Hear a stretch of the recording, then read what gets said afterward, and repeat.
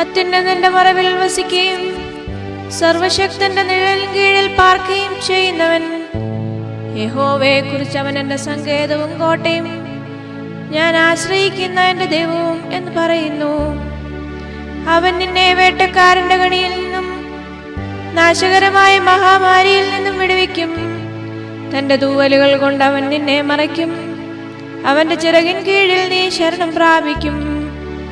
അവന്റെ വിശ്വസ്തത നിനക്ക് പരിചയം പലകയുമാകുന്നു. രാത്രിയിലെ ഭയത്തെയും പകൽ പറക്കുന്ന അസ്ത്രത്തെയും ഇരുട്ടിൽ സഞ്ചരിക്കുന്ന മഹാമാരിയെയും ഉച്ചയ്ക്ക് നശിപ്പിക്കുന്ന സംഹാരത്തെയും നിനക്ക് പേടിപ്പാനില്ല. നിന്റെ വശത്ത് 1000 പേരും നിന്റെ വലതുവശത്ത് 10,000 പേരും വീഴും, എങ്കിലും അത് നിന്നോടടുത്ത് വരികയില്ല. നിന്റെ കണ്ണുകൊണ്ട് തന്നെ നീ നോക്കി ദുഷ്ടന്മാർക്ക് വരുന്ന പ്രതിഫലം കാണും.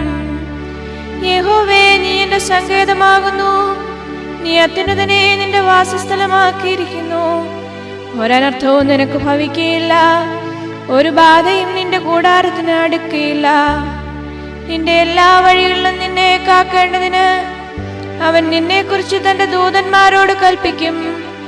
നിന്റെ കാൽ കല്ലിൽ തട്ടിപ്പോകാതിരിക്കേണ്ടതിന് അവർ നിന്നെ കൈകളിൽ വഹിച്ചുകൊള്ളും. സിംഹത്തിന്മേലും അണലിമേലും നീ ചവിട്ടും.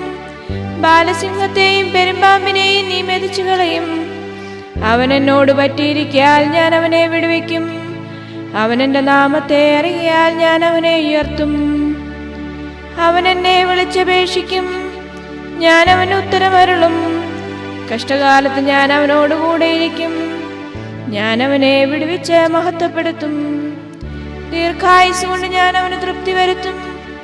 എന്റെ രക്ഷയെ അവന് കാണിച്ചു കൊടുക്കും.